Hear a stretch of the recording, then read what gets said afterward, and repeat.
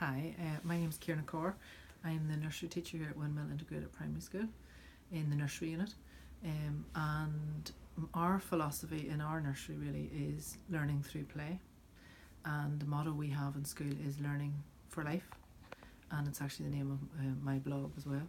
And I think that all the skills that children need for life, for later life, are learned in the early years setting. And I think that if politicians and anyone could come back to preschool, perhaps we wouldn't have the issues we have. So we don't follow any particular philosophy. Okay. But I like to dip and dive into lots of different ones.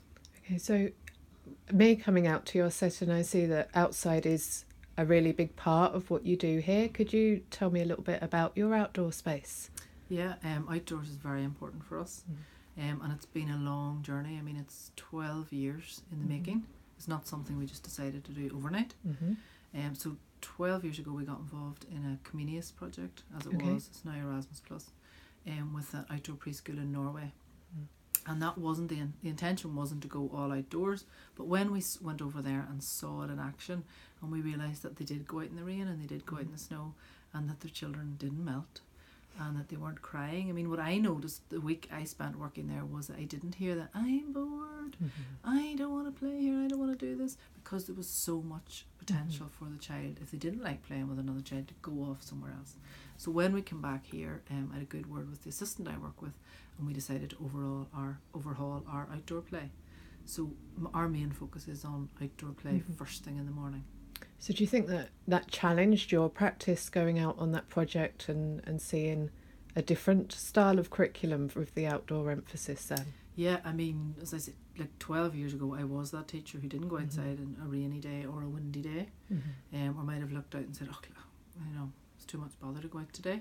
And a big part of that was we were part-time, and the assistant was only coming in with the children and going home with the children. So if I pulled everything out, it was me had to put it all away again. Yes. So now we have two of us for half an hour in the morning to set up outdoors. That's fantastic. And then there's two of us to clear up afterwards. Now a lot of it stays outside, but still the tabletop stuff has to be put away. And we probably plan for outdoors on an equal par with indoors. Okay. So, for people coming out to your outdoor space, there's quite a lot out there. There's no clear space. There's different levels, different areas. For some eyes that maybe don't know, it's busy. Do you find that that's obviously you see that as a good thing and that's a positive thing going on? What do you find the children doing do you find that all of the curriculum areas coming in, or do you find it stronger in one area, or could you just tell me a little bit about the play that goes on out there? Yeah, well, I suppose initially in September when they start, you see very sort of traditional play like they're used to. So they'll go to the slide because they're used to slides at home or in a playground. You might see them in the play kitchen because they know that. And it'll take them a while longer to start rolling the tires about, or moving the tires, or climbing over the obstacles, and even to realise they can move stuff if they want to. And when we're planning, we probably, and I remember last year we were thinking, oh, maths is not our strong point. And then when we looked at it, we realised actually maths is strong point, because we're not planning separately for it. We're realising that in nursery you don't, this area over here is for arts, and this area here is for physical development. In nursery, all the areas come together. So what one child is doing in the area isn't the same as another child, but it allows for all that. And you find as the year progresses, the children use each area very differently. Okay. So they might start off just filling and pouring in the sand, or over in the mud kitchen, and then they'll start to make recipes and concoctions, and my bucket is heavier than your bucket, and all that language is coming out too.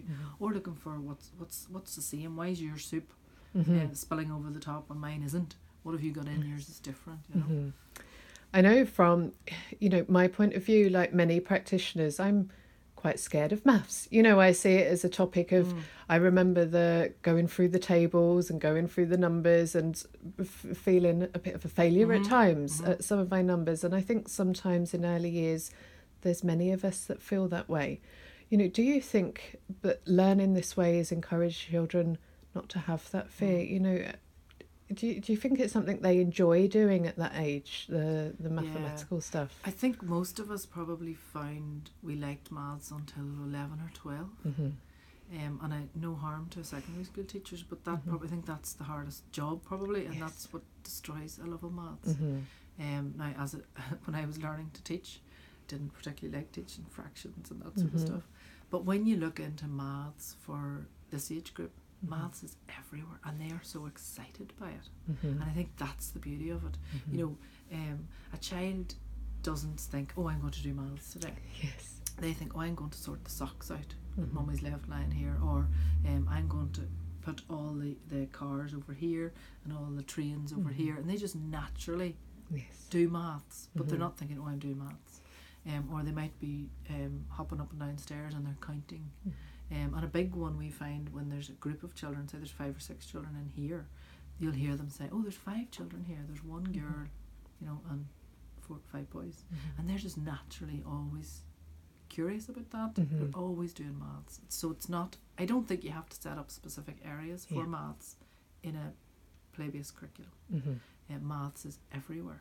So if you put toys out in as little people, you might think that's small role play, small word play, and they're going to play people. But one child will find all the little people with helmets and have them all together, all the little people with boots on, and you know, and they all sort, and they're not saying, oh, I'm doing maths, but they're just generally sorting as they play. And I think that's something we really need to be aware of. I think, you know, because of that fear we have, sometimes we get to that point where we see it as very separate to everything else, and it is very much about bringing it back together, bringing it down, so that actually we are seeing it in every area, in every space, because that's how the children are seeing it here. And actually in primary as well, I mean, that's how children learn. Children do not learn separately. And the problem is, if you teach a child that this is a math skill and this is a literacy skill, and then you introduce that same skill during a science lesson, they're like, but this isn't maths, you know, and they can't actually see the connection between them. Whereas this age group, I would say any area that's set up in a nursery or preschool classroom, you could hit all areas of the curriculum. Definitely. You know, so you wouldn't say, oh, this is a maths area and this is a literacy area. I mean, even your block corner, a lot of people think, oh, that's particularly maths. But the language that's going on in there, somebody might be singing as they're playing something, and of course you have your science coming in there as well, you know. So I think all areas are met. Well, thank you very much for your time. It's fantastic to come down today. Okay. Thank you.